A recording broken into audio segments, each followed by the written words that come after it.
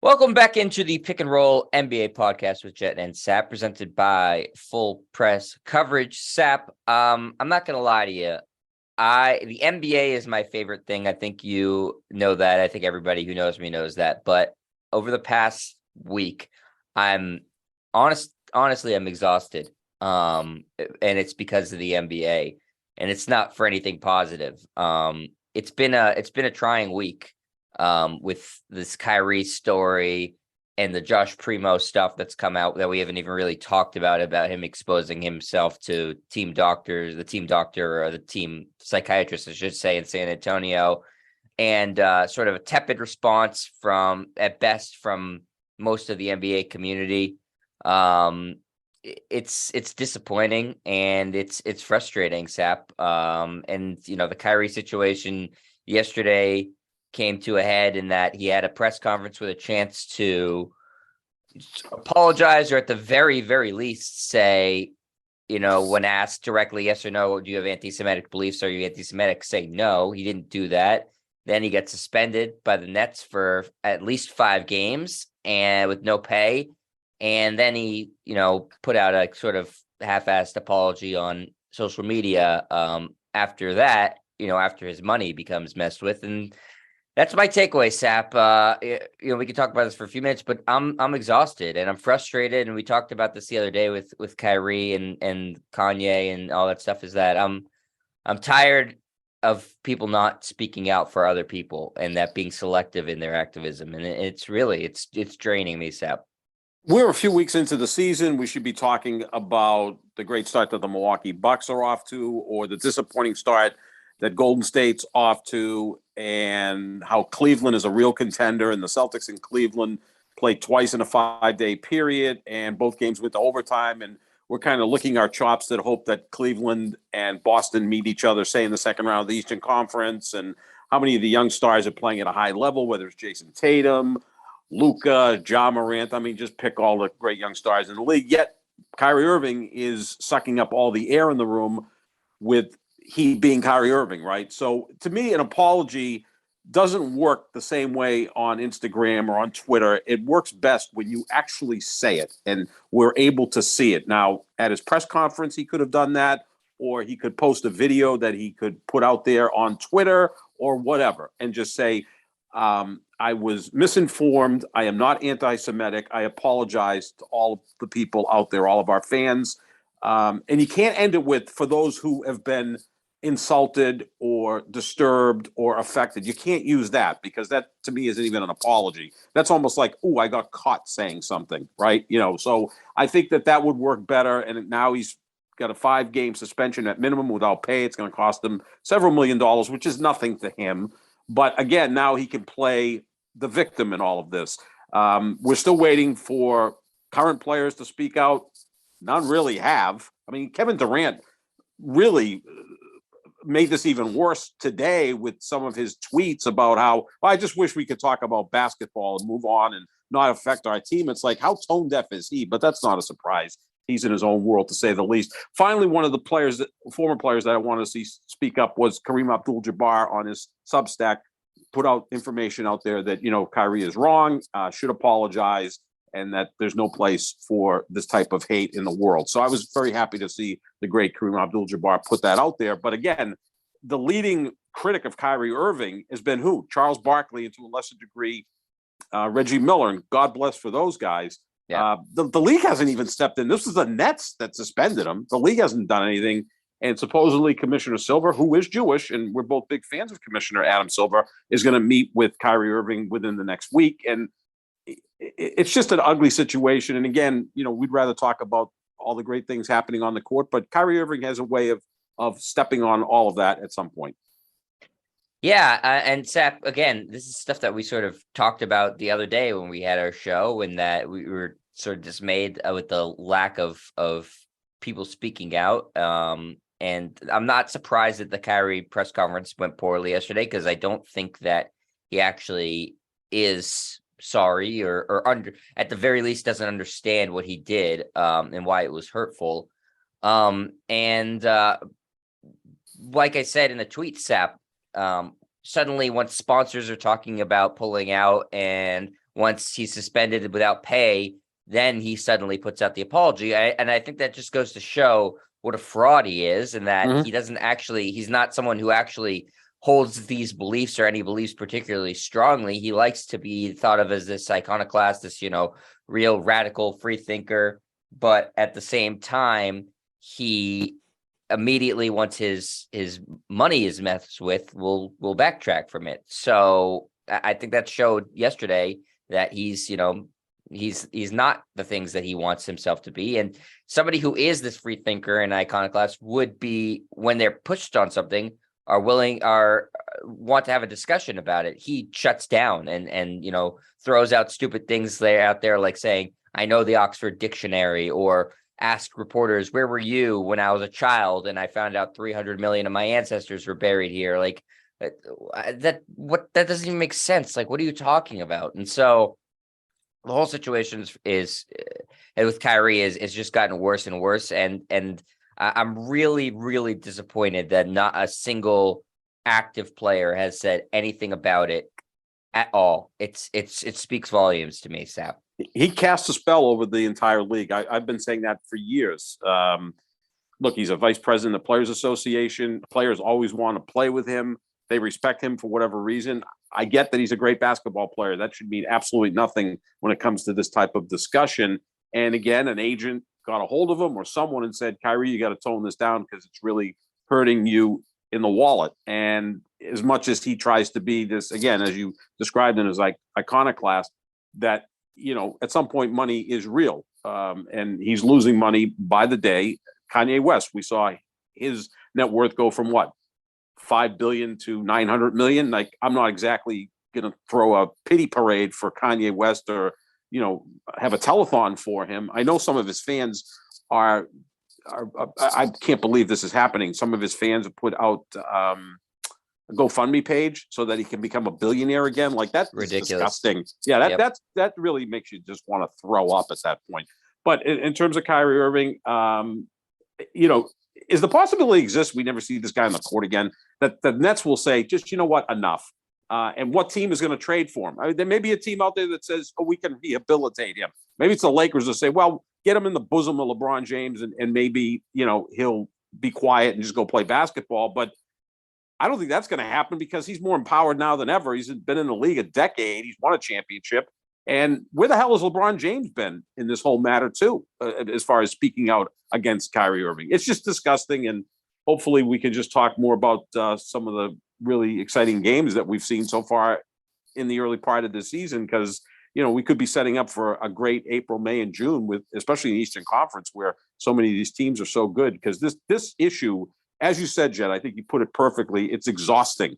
And we're just on the outside looking in. Imagine if you are a teammate of his, or if you're part of the league and you got to put up with this nonsense every single day. It can't be good for you. Although, again, Kevin Durant, one of the best players in the league, could have spoken up and pushed back against Kyrie Irving.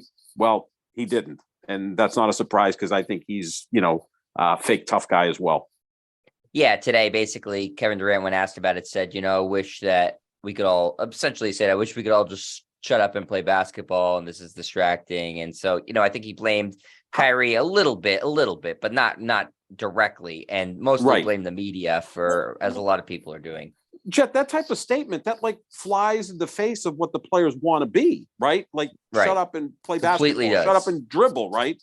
So, but that's why I'm so frustrated with this whole situation, Sap, is that it's selective activism, and exactly. I support the players fully when they're activists and when they support causes like Black Lives Matter, when they want to get somebody like Donald Sterling or Robert Sarver the hell out of there, when anytime there's police brutality and they speak up against it, good for them.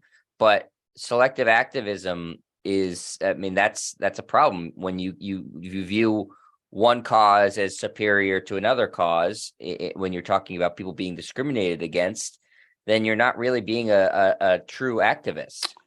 Yeah. And as someone said, Kyrie Irving is not good for business. He's offending 25% of Nets fans.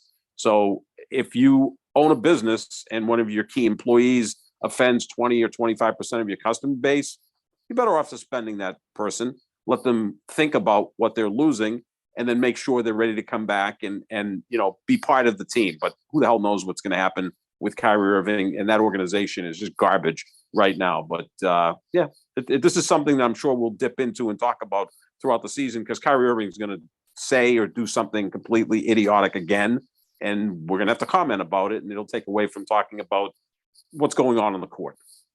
Yeah, absolutely. So, I hope this, we can move on from this. I still really want players to speak out against about it, and I'm very again disappointed they haven't. But we'll switch gears a little bit and try to move on to the basketball side, because again, it's not that I'm necessarily tired of talking about it, because I think it's important, but I just feel so drained by it, and that with how many people are still fiercely defending Kyrie Irving through all this, especially on social media, which I know isn't really a good gauge of the population, but it's dismaying to say the least. So we'll move on to more of the X's and O's basketball stuff right now for my own mental health, Sap. Talk a little bit about the team that I root for, that the Boston Celtics, who are off to a meh start, I would say, Sap. 4-3, a couple of losses to the Cavaliers and then a loss to the Bulls. So it's not like they've lost to bad teams.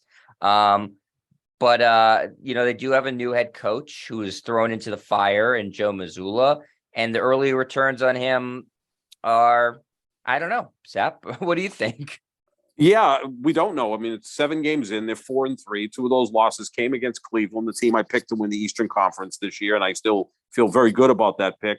Both of those games came in overtime, and both of those games you had a double-digit lead, and certainly those teams appear to be even. And in your back pocket, you have Rob Williams, who in theory should be back in January or February and hopefully healthy for the postseason. So if the Cavaliers and the Celtics meet, say, in the second round, maybe the Celtics have a slight edge over Cleveland. In terms of Joe Mazzulla, we don't know yet because it's only 7 games. He doesn't call or use many timeouts. I mean, it's kind of the Phil Jackson model, but that worked with Michael Jordan, Scottie Pippen, Shaquille O'Neal, or Kobe Bryant. He still has a fairly young team. His 2 best players are still 24, 25, 26 years old, in that range, and Jason Tatum and Jaylen Brown. I thought he designed some decent plays at the end of regulation and even in overtime. I thought Jaylen Brown's look the other night was a good look. He just missed a shot that he can make. But I think the problem has been more on the defensive end. Right now, the Celtics are 20th in defensive rating. Last year, they were second. And again, it's only 7 games. You don't have Rob Williams. You played into the middle of June, so you had a short off season. You got a new coach, maybe some new systems there defensively, unless they're sticking with what they did a year ago. Maybe the effort isn't there. You played good teams in Cleveland and Chicago and teams that can put points on the board. It's very early, but that's troubling if the defense isn't quite that good. And the other problem I see on defense is they're 21st in opponent 3-point field goal shooting at 37%.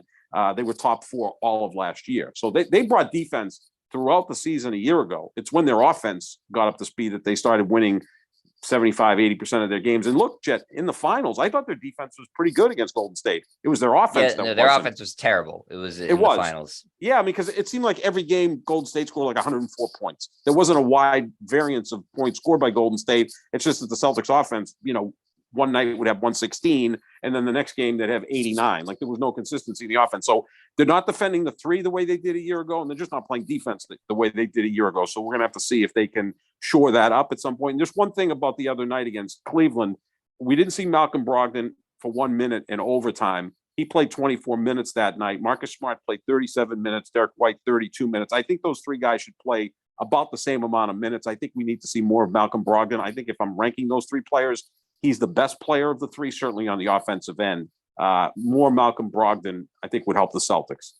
I agree. I think he's there right now. Without Rob Williams, is probably the 3rd best player. Marcus Smart, more important to the team, but in terms of just skill, Brogdon's probably a little bit more skilled than Smart, not defensively, but certainly offensively. And that the gap, I think, is big enough offensively where it makes up for the defensive part. And Brogdon's a very good defender too. So I agree with you there, Sap. And I don't. Derek White's been fine. He had one really, really good game.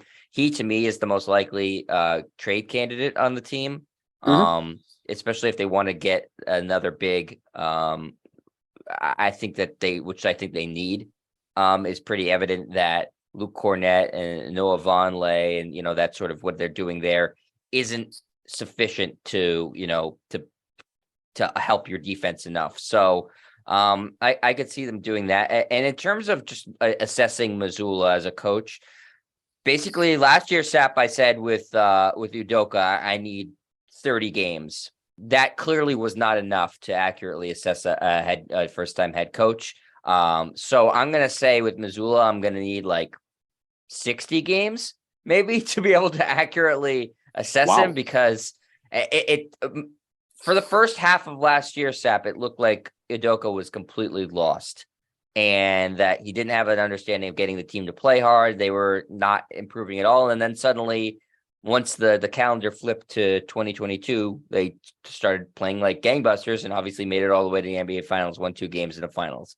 So that changed my whole perception of how you assess a coach. There are some troubling signs, as you mentioned, Seth, with the defense. I think that this team has the ability to be a top defensive team. There's no reason why they were last year and they can't be this year. They don't have Rob Williams right now, but he's coming back, but you still have the personnel to be really good defensively. You didn't lose anything that should affect that at all, other than Udoka.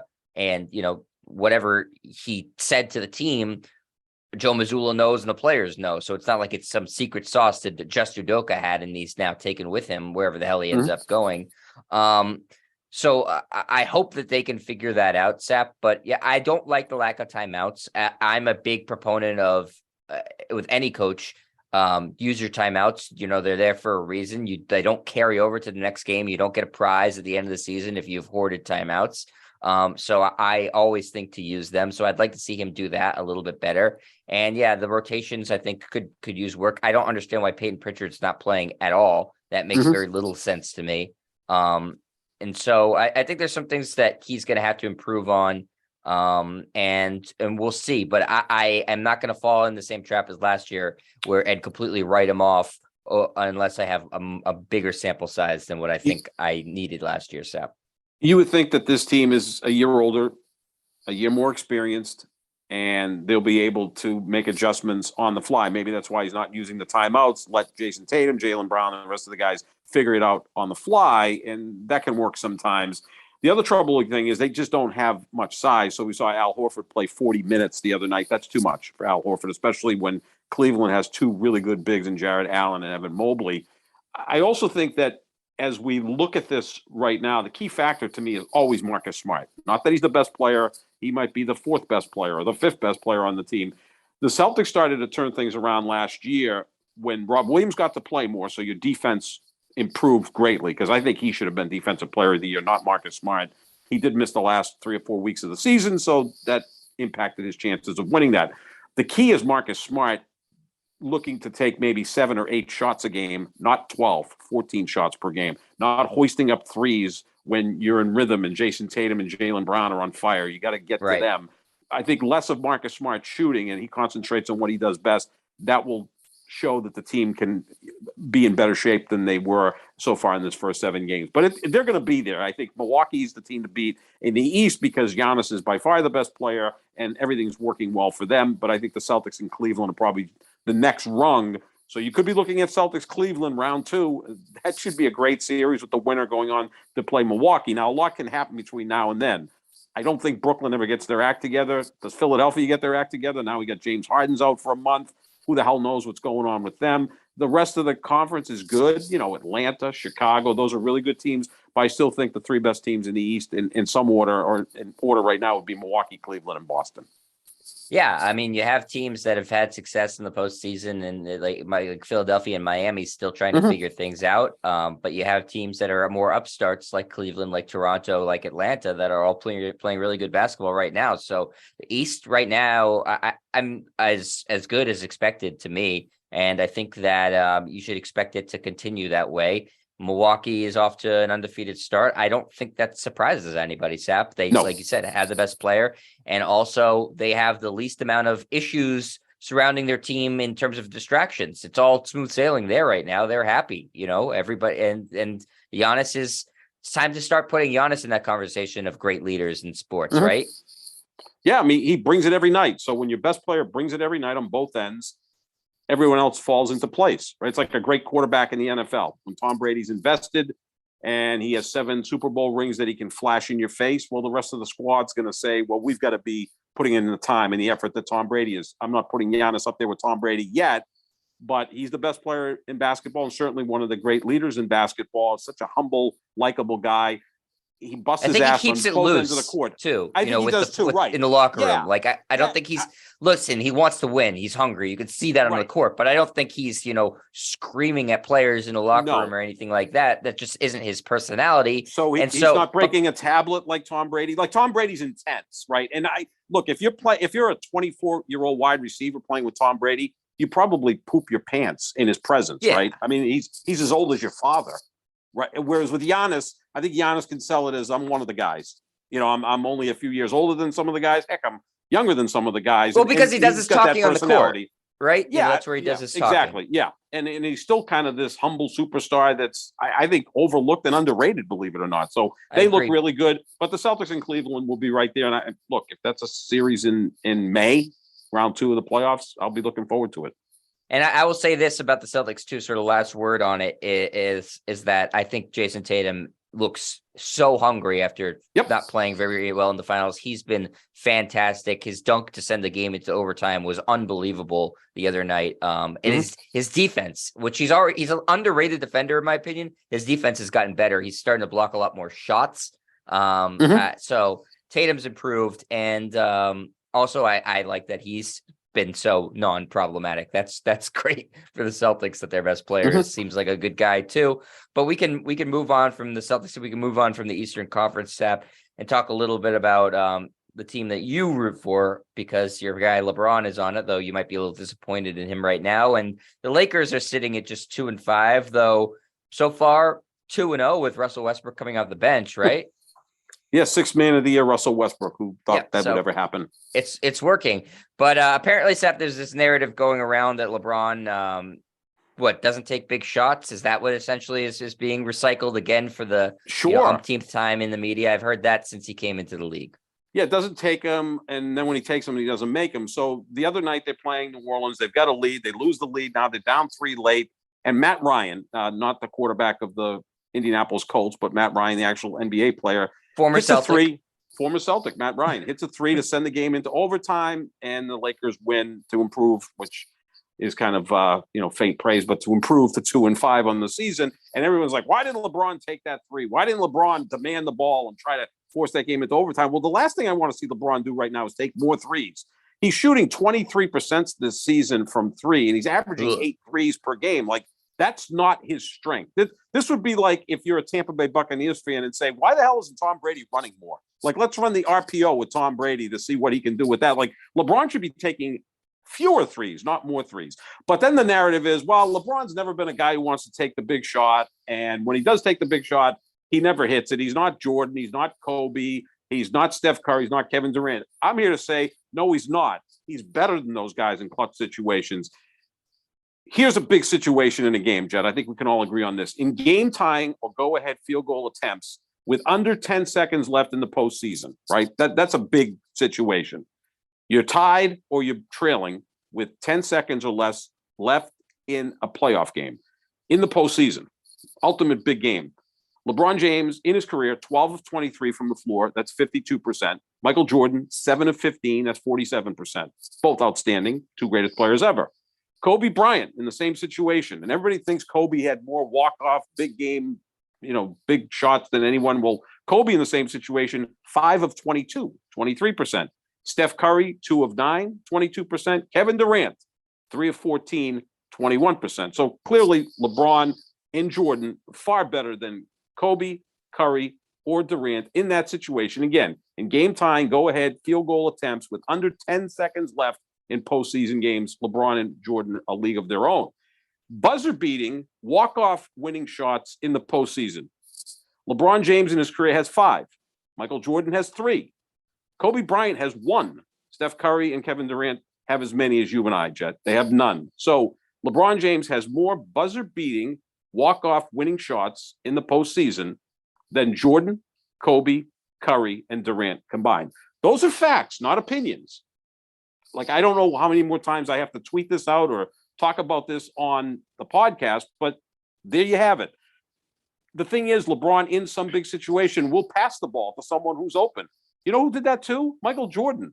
One of the biggest shots in the dynasty of the Chicago Bulls in the 90s was John Paxson hitting a three to win the 1993 NBA Finals, Game 6 over Phoenix. They were trailing by 2, and Paxson hit the three to win the game. It wasn't Michael Jordan that hit that shot. It was John Paxson.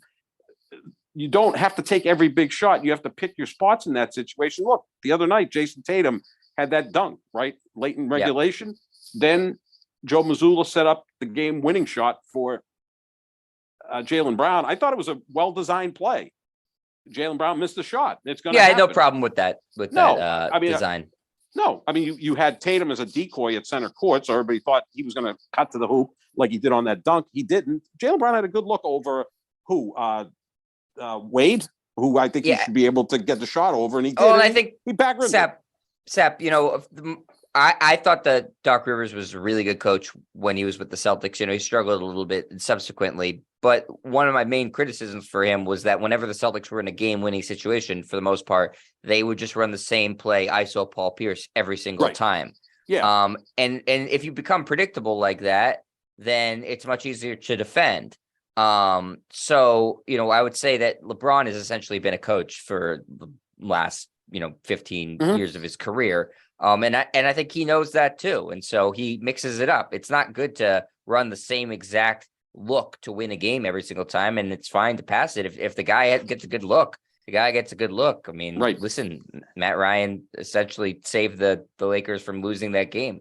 At this point, Matt Ryan, who's a marginal player, probably left the court feeling good about himself. So now maybe he's going to be a contributor throughout the season. Well, and he's their best three-point shooter. And he is their best three-point shooter. Again, I don't want LeBron taking threes. He should take fewer of those, not more of those.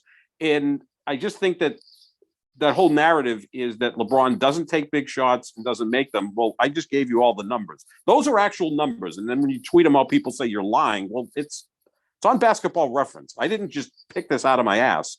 These are actually the numbers. And it shows that this man, along with Jordan, are the two most clutch guys when it comes to those very specific roles, right? Those specific areas of taking a shot, making a shot when you're tied or trailing with fewer than 10 seconds left in the postseason. And then the walk-off shots, he had 2 in one postseason. He hit one against Indiana, and he hit one against Toronto in the postseason in 2018. Remember, he beat the Bulls a decade ago, a walk-off buzzer-beating three. He beat the Pacers in the Eastern Conference Finals when he drove to the basket. You're a Celtics fan. I would assume that when the Cavs were playing, or the Heat playing the Celtics, you probably didn't want LeBron James taking over at the end of the game because you saw him do it a lot. I don't think there's a single Celtics fan who can be asked that question, is LeBron clutch, and honestly answer no. I think we've seen it too much. He's played the Celtics as much as he's played any team in the postseason. 8 times they've played in the postseason. He's 6-2. He lost his first 2 against the big 3, and he was playing with, some bums, stiffs in Cleveland. Once he got some guys with him, unbeatable. So but I'm saying I've seen it too many times. I think it's a dumb argument. And again, I'm not a LeBron guy. Right. I especially don't really feel like defending him today when, he's been silent about. I'm not thrilled about that either. I'm not. But the facts are facts, like you said, in terms of play on the court. I've always thought it was a stupid argument that he's not clutch or won't take shots or anything. I've seen it too many times with my own eyes. That doesn't lie to me. The stats don't lie there. That's just a fact, like you said, fact, not opinion. So. And it's kind of like this in baseball, too. I just remember that everyone said Derek Jeter's the most clutch guy in the history of baseball in the postseason. Alex Rodriguez's numbers in the postseason are every bit as good as Derek Jeter's. I didn't realize, though, Sep, how many multi-hit games Jeter had in the postseason, and way more than anybody else. I saw them throw up that stat last night on Fox. He did, yeah. Well, he also played more than anyone because of it might be purely a product of that. But I was surprised how above everybody else he was. But then I kind of remembered, all these players played one round and then in the World Series for that's large part of baseball's history. Yeah, I mean, Mickey Mantle won all these World Series. Yogi Berra, they won their league and then went to the World Series. Derek Jeter was playing in multiple rounds of the playoffs. So obviously, Derek Jeter essentially has played one full season of playoff baseball. Where the other players that had as much success played maybe a third of a season of playoff baseball. No, Jeter's a great player, but they would always say he's the most clutch guy in the history of, postseason baseball. And it's like Alex Rodriguez's numbers are pretty much just as good. In fact, better power numbers. It's just sometimes you got to look at the numbers. Sap, a quick question to end the show. We got, a little over 5 minutes remaining here. The Golden State Warriors, you mentioned earlier in the show, they're struggling. They're 3-6. It's a big story now about, what's going on with Golden State. Steve Kerr talking about tinkering the lineups a little bit. They're resting some guys now. What's going on? You and I both were very high in the Warriors. I had them finishing with the best record in the West. They're going to have to do some catching up right now. I know it's super early in the season. Why are they struggling so much? Could the Draymond Green, Jordan Poole thing be real? They're both playing poorly. They're both playing poorly, yeah, and I'm sure they're looking at it and going, well, "Man, we gave whatever $30 million a year to Jordan Poole, who's coming off the bench and not shooting well." Poole, second worst plus minus in the NBA this year, only to Jalen Green, who he's on the Rockets. He's going to have a bad plus minus, and they just sort of let him do whatever he wants to do because they have no other players. But Jordan Poole on the Golden State Warriors is a minus 81, I believe. That's crazy. Yeah, in 9 games, so he's averaging a minus 9 per game. That's unheard of for a team that good, again, off to a slow start. Yeah, no, I mean, that's got to be a real thing that maybe Draymond's not the same player. And physically, he's not the same player because the style he's played over the years, he's, kind of a broken down player at this point. He missed a lot of play last year, and I'm expecting they'll try to do some load management with him. Also, Jonathan Kuminga, who we both like, hasn't really contributed anything so far. Klay Thompson is a shell of himself and, very defensive about being told that by Charles Barkley. Well, all he said on the broadcast was Klay's not the player he was before the injuries. Charles Barkley's paid to analyze basketball. That's what he did. I don't think you should get offended by that, Klay, but, everyone gets offended about everything these days. But, yeah. And look, I'm tired of the Warriors, especially as a LeBron guy. When people on Twitter are saying, "Oh, Steph Curry's the player of his generation," I said, "Well, Steph Curry's maybe the second best player of his generation. LeBron's clearly the best player of his generation. The debate can be Curry or Durant, and I'll put Curry over Durant because Curry's won 2 titles without Durant. Durant won jack without Steph Curry. So yeah, I'll put Curry ahead of Durant. But no, LeBron's in another stratosphere from Steph Curry as an all-around player. Like the only thing Curry does better than LeBron is shoot. Everything else LeBron's far better at: rebounding, passing, defending, everything. So good for Golden State. I'm rooting for the Denver Nuggets, other than the Lakers, to be the 2 best teams in the Western Conference. We'll see what happens. Maybe the Utah Jazz and the Portland Trailblazers are going to sustain this surprising start the entire season. Who knows? Danny Ainge is going to, lose his freaking mind. He's going to go apoplectic. This continues. They're 6-3, the Utah Jazz. He's like, no, we're not supposed to win. They're nuts. And right now, they have some catching up to do to get to the bottom because the bottom of the Western Conference is bad. The Kings and the Rockets right now, the Rockets are 1-8. The Kings are 2-5. Those teams aren't getting any better. They're not getting any help. Nope. So yeah, it's bad. But yeah, I'm surprised. I obviously is just a couple weeks ago had the Warriors winning the West and not just in the regular season, but winning the West and going to the finals. I thought that their young players would be able to supplement the old players and they sort of mix and match and give them energy and they'd be able to win games. But James Wiseman's been up and down. I thought was going to have more sustained ability. Like you said, Kuminga hasn't really shown much. Moody hasn't done too much either. Poole has regressed after getting that big contract extension. So I'm not sure. I don't think that they're this bad, Sap. 3-6. I don't think they're in danger of missing the playoffs realistically, but it's definitely not the start anyone envisioned for them. Yeah, they'll tank this year, right? And they'll win the lottery and get Big Vic. Like that. Yeah, that's fair. That would make us all basically like stop watching basketball if that happened. Yeah, pretty much true, Sap. I would I would agree with you there. So, that's going to do it for us here at the Pick and Roll NBA podcast with Jet and Sap, presented by Full Press Coverage. Sap, are you going to write an article about how the media is wrong about LeBron's clutch shooting? Oh, I've already done that. I've tweeted about it. I'm going to be locked up at some point, put in a straitjacket because I actually tried to call Rob Parker and Chris Broussard last night. I never called, talk shows, but they were kind of stumbling over themselves. Rob Parker is the guy, thinks that 4-6 in the finals is worse than 4-0. You guys are both morons, Sap. I'm sorry. I told you this many times. But Broussard was actually, backing LeBron, saying, no, LeBron's hit all these shots. And I tweeted out, and of course, they wouldn't answer the phone like I called, and no one, and it rang. And I'm like, are they saying I'm from Massachusetts and they just don't want to talk to anybody from Massachusetts? Because we know Rob Parker, and Chris Broussard talk about how racist Boston is. Yeah, partly true, but I'm not calling to discuss race. I'm calling to just discuss facts about LeBron James. They never answered. So Yeah, I don't know. maybe I'm barred from these shows, and I don't call them. I don't. But I've said many times.